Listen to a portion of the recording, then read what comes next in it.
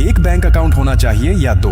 मेरे हिसाब से 4 बैंक अकाउंट होने चाहिए, क्योंकि अगर आपकी पूरी फाइनेंशियल लाइफ सिर्फ एक अकाउंट पर टिकी हुई है तो यह सबसे बड़ी गलती है। पहला अकाउंट हमेशा होता है सैलरी अकाउंट, जो आपकी कंपनी आपके लिए खोलती है। इस अकाउंट का काम सिर्फ आपकी सैलरी रिसीव करना है, बस और कुछ नहीं। लेकिन आमतौर पर लोग यही गलती करते हैं कि उसी अकाउंट से खर्चा भी करते हैं, कभी शॉपिंग, कभी रेस्टोरेंट, कभी EMI, कभी बिल पेमेंट, और फिर महीने के आखिर में बैठकर सोचते रह जाते हैं कि पैसा कहां गया। सैलरी अकाउंट को सिर्फ सैलरी आने का जरिया मानिए, और जैसे ही पैसा आए उसी दिन बाकी अकाउंट्स में उसे बांट दीजिए। दूसरा अकाउंट होना चाहिए हाई इंटरेस्ट सेविंग अकाउंट। यह अकाउंट सिर्फ और सिर्फ सेविंग्स के लिए होना चाहिए। बहुत से बैंक नॉर्मल सेविंग अकाउंट पर 2.5 से 3% ही ब्याज देते हैं, लेकिन कुछ चुनिंदा बैंक ऐसे भी हैं जो 4 से 7% तक ब्याज ऑफर करते हैं। वही अकाउंट चुनिए। यहाँ आपको वह पैसा रखना है जिसे आप खर्च नहीं करना चाहते बल्कि बचाना चाहते हैं, जैसे इमरजेंसी फंड, बच्चों की पढ़ाई, माता पिता की दवा या किसी बड़े मेडिकल खर्च के लिए। सैलरी आने के तुरंत बाद उसमें से एक हिस्सा इस सेविंग अकाउंट में ट्रांसफर कर दीजिए और फिर उसे हाथ मत लगाइए। मान लीजिए आपकी सैलरी 50,000 है और आपने 10,000 सेविंग अकाउंट में डाल दिया, तो महीने के आखिर तक वही पैसा ब्याज के साथ आपके लिए जमा होता रहेगा। यही सेविंग्स धीरे धीरे आपका सेफ्टी नेट बन जाएंगी, जो मुश्किल समय में सहारा देती है।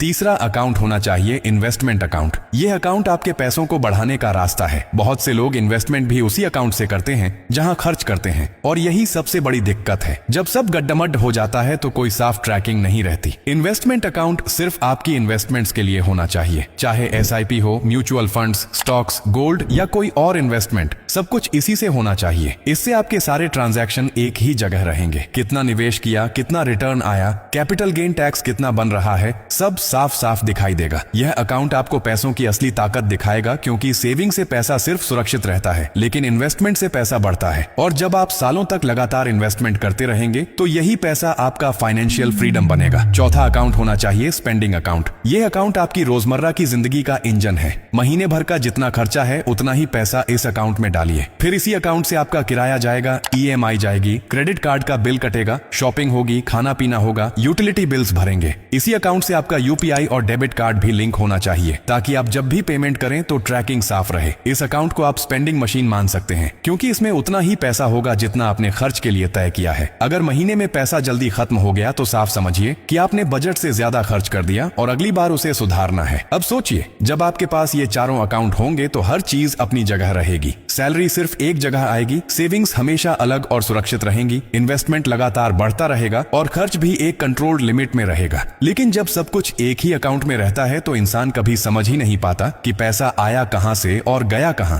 महीने के आखिर में बस यही सवाल रह जाता है कि अकाउंट खाली क्यों है। याद रखिए, पैसा संभालना सिर्फ कमाने से ज्यादा जरूरी है, और पैसे को संभालने का सबसे आसान तरीका है उसे अलग अलग हिस्सों में बांटना। अगर आपने यह 4 अकाउंट का सिस्टम अपना लिया तो न सिर्फ आपकी सेविंग्स और इन्वेस्टमेंट बढ़ेंगी, बल्कि आपको यह भी साफ नजर आएगा कि खर्च कहां और कितना हो रहा है। इससे आपका फाइनेंशियल डिसिप्लिन अपने आप बन जाएगा, और यही डिसिप्लिन आपके भविष्य को सुरक्षित और स्थिर बनाएगा। बस इतना सा काम कीजिए, सैलरी आते ही तय कर लीजिए कि कितना हिस्सा सेविंग्स में जाएगा, कितना इन्वेस्टमेंट में जाएगा और कितना खर्च में। फिर देखिए, पैसे की टेंशन आपके जीवन से हमेशा के लिए चली जाएगी।